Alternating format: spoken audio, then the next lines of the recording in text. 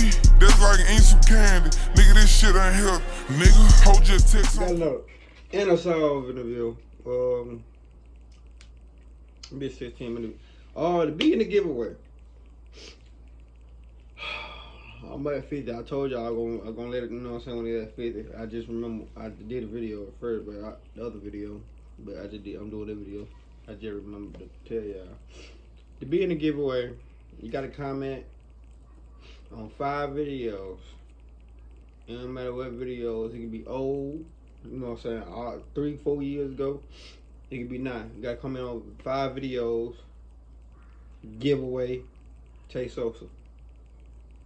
No, Tay Sosa giveaway. Gotta comment at 5 videos. You gotta like 5 videos. Let me see what else you gotta do. That's it right now. To be in the giveaway, I'm giving away $50 to anybody. Might be 60. I don't know. Cash App, Venmo, Apple Pay, whatever y'all got. You feel me? 5K. You know what I'm saying? You know what I'm saying? We finna hit 5K, so I'm doing a giveaway. You feel me? So I want to give away to people that support me. You feel me? Y'all support me, man. Yeah, that's all y'all gotta do, man. Matter of fact, I ain't gonna even make it 5. 10 videos. Fuck it. 10 videos. You gotta comment. Tay Sosa giveaway. 10 videos. Y'all gotta comment. 10 videos. Y'all gotta comment on. 10 videos. Y'all gotta like. Y'all do that. Y'all end the giveaway. And I'm gonna do a little bucket on one video. We're gonna do. It probably ain't gonna be that long, bro. I'm probably gonna post that bitch as a short. Bet. I'm gonna put it in the hat. Put your name in there. Shake the motherfucker up. Live. And whoever win, bro. Make sure y'all get that cash. Or make sure y'all have that, you know, that cash up, yeah, whatever, ready. That's all I'm saying. If you don't, that's your ass.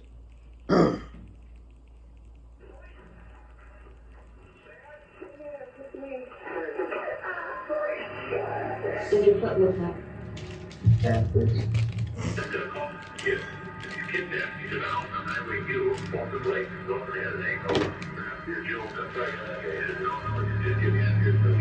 This is 13-year-old Thaddeus Phillips. He and his family had just moved to Baraboo, Wisconsin. It was a small, safe town where families could leave their doors open on warm summer nights. Or so they thought. Thad went through a living hell throughout a weekend in July 1995. When officers found him, he was 2 hours away from death. It was simply shocking he had survived so long. What helped Thad keep his will to live? How did he manage to escape the House of Horrors? And who was the monster behind it all? We'll explore these questions and many more in today's video. But be warned, some very graphic details ahead. Oh man, here we go.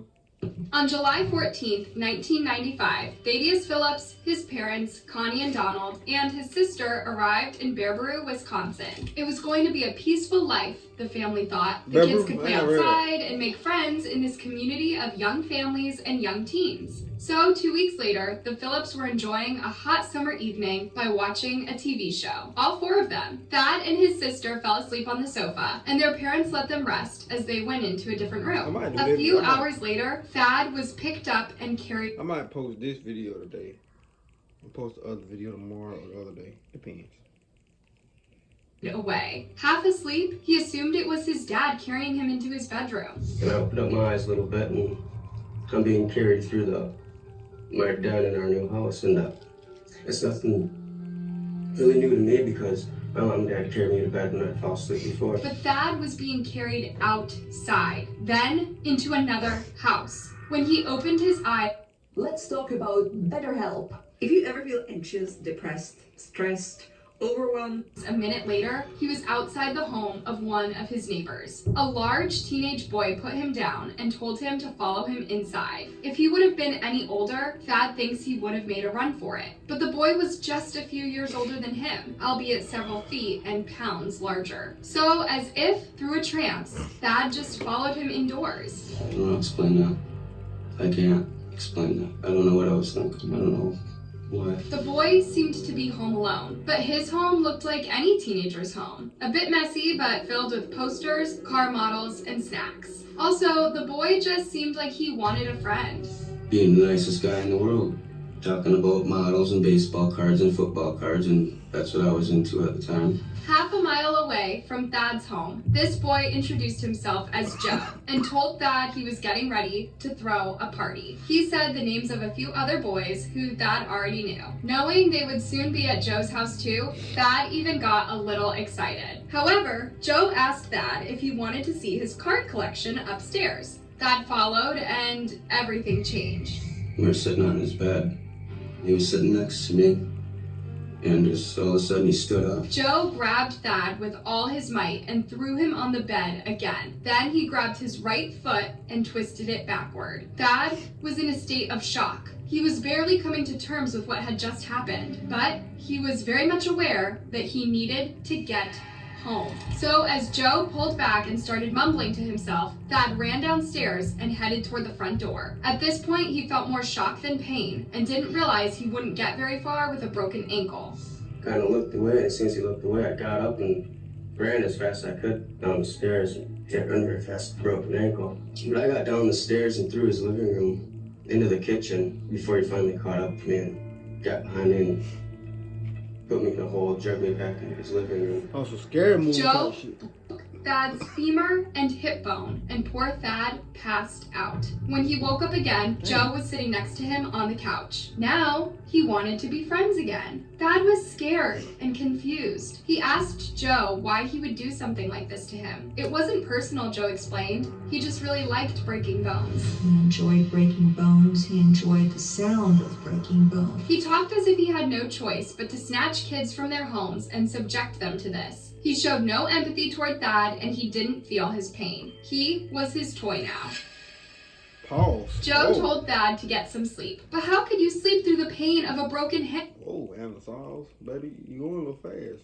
Pause on that. Also, Thad was not your average 13-year-old kid. He never wallowed. Fuck that. Pause.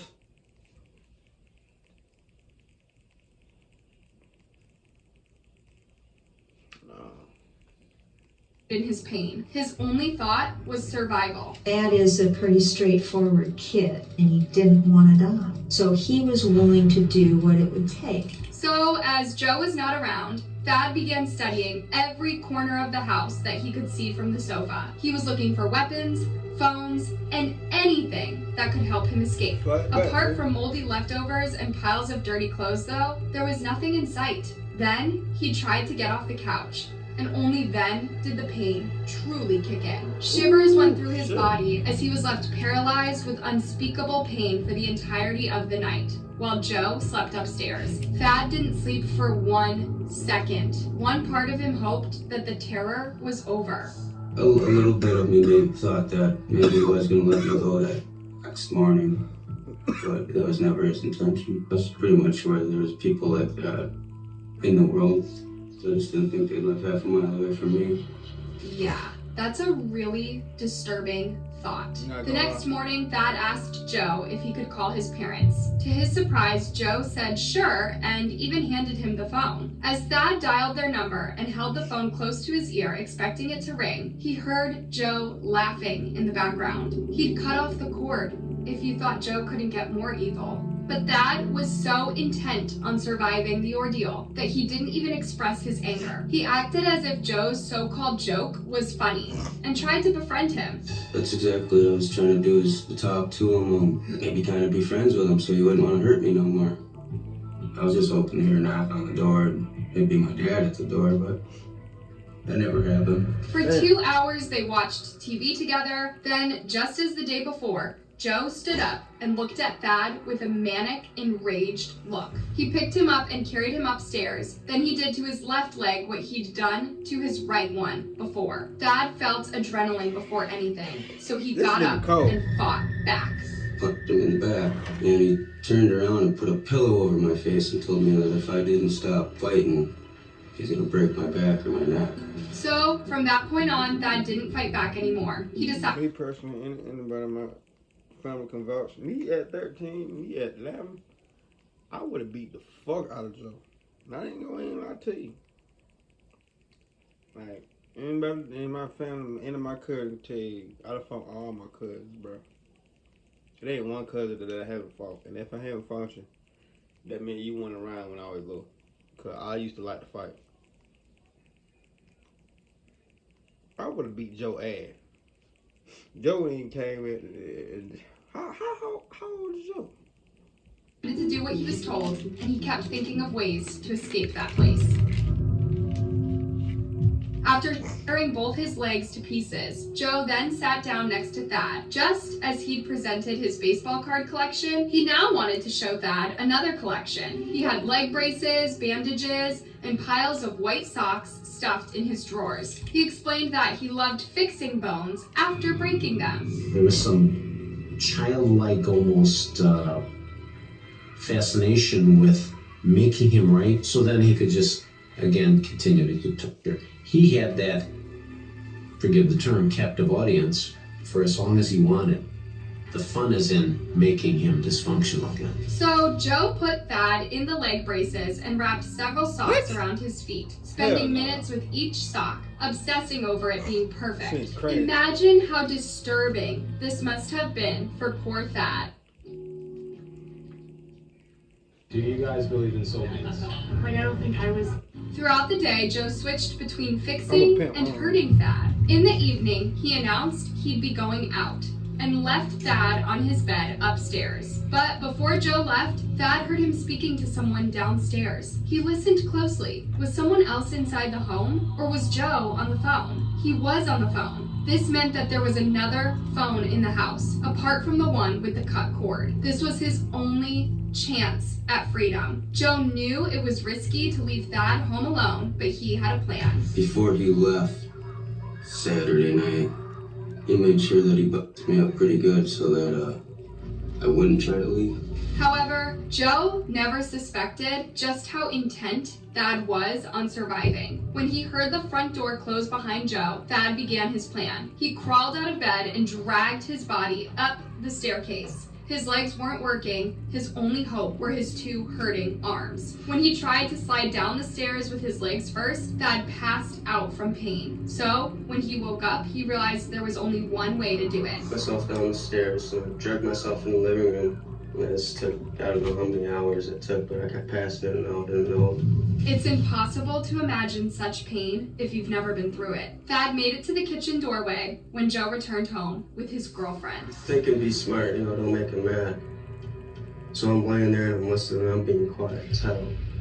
Poor Thad was paralyzed with pain and fear, hidden behind the door, all the while listening to Joe flirt and smooch with a girl. After the girl left, Joe found Thad hiding behind the doorway. If things could get any worse for Thad, they did that night.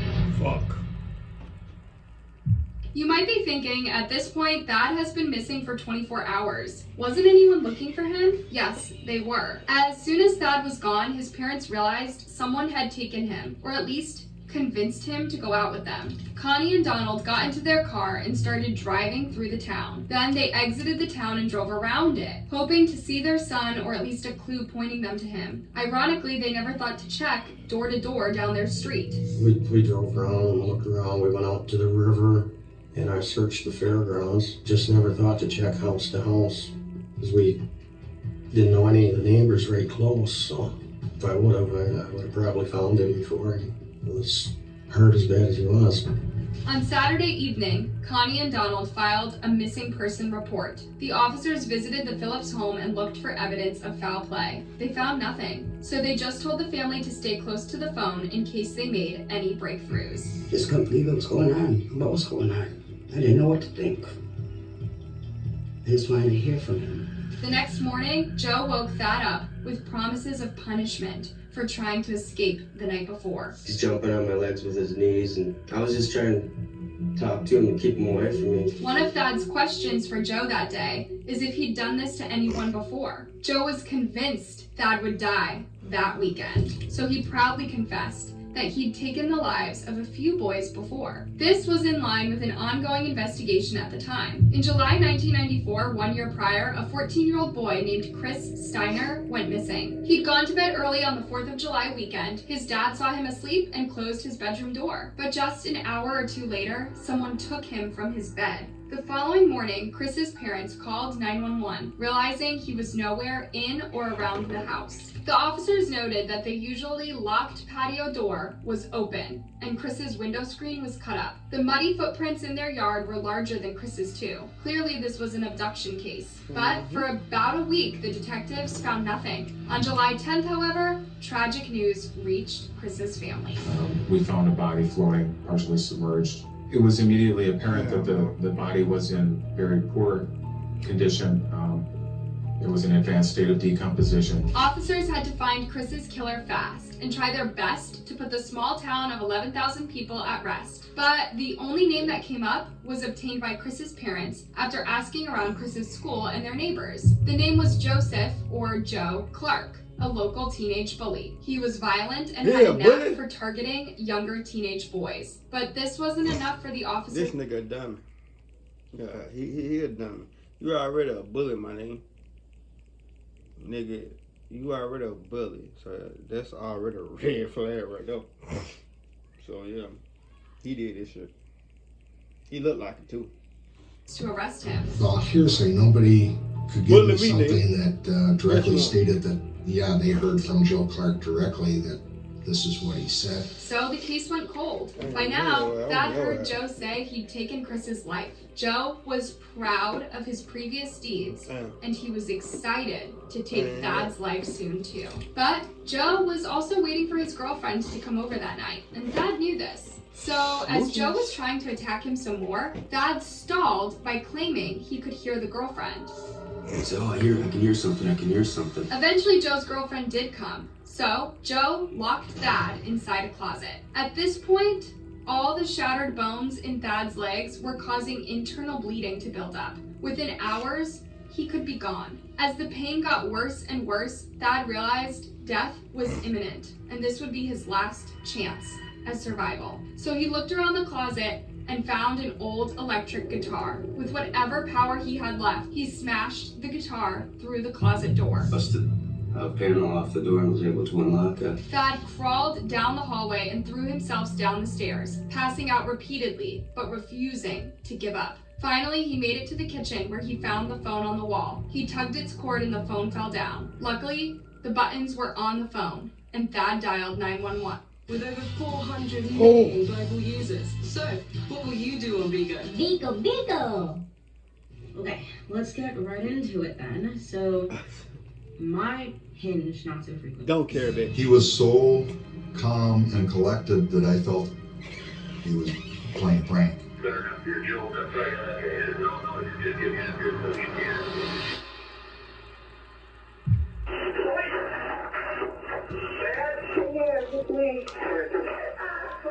I can't believe the kid busted out of there. Can't believe he's still alive. When the officers found Thad, almost every bone in his body was broken. He was swollen and his skin was violet. The paramedics concluded he had 1 or 2 hours left to live if he didn't get to the phone that night. Thad was a superhero through and through. The minute his parents met him in the hospital room, he told them he wasn't the first victim. They had to convict Joe for every life he'd taken. At last, Joe was officially connected to Chris Steiner's death, and possibly other victims too. Thad's only wish was to get well soon so he could testify against Joe.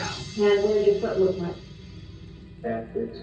Joe just stood there with a dumb look on his face. His attorney went for an insanity defense and claimed Joe didn't remember anything. But he wouldn't get away with it. The prosecutor pulled out Joe's dirty school book from the evidence bag and read aloud. There were 3 sheets of paper. There were 3 lists. One was called Get to Know.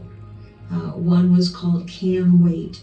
And one was called Leg Thing. There were lists of boys on each of those. Joe wanted to make a career out of this. Around this time, he earned the chilling nickname Bonebreaker. He was sentenced to life plus 100 years in prison, and Thad testified in both his trial and the trial of Chris Steiner. Shockingly, just before Chris's trial, Thad was shot twice by 15-year-old Michael Kubish, a friend and neighbor of Joe's. Again, Thad survived, and he carried on with Chris's trial. People like by 15 prison, and Thad testified in both his trial and the trial of Chris Steiner. Shockingly, just before Chris's trial, Thad was shot twice by 15-year-old Michael Kubish, a friend and neighbor of Joe's. Again, Thad survived, and he carried on with Chris's trial. People like Thad are rare. His will to live was almost supernatural, and it was all due to his love for his family. Now, he has his own family and the knowledge that he helped put a monster behind bars forever.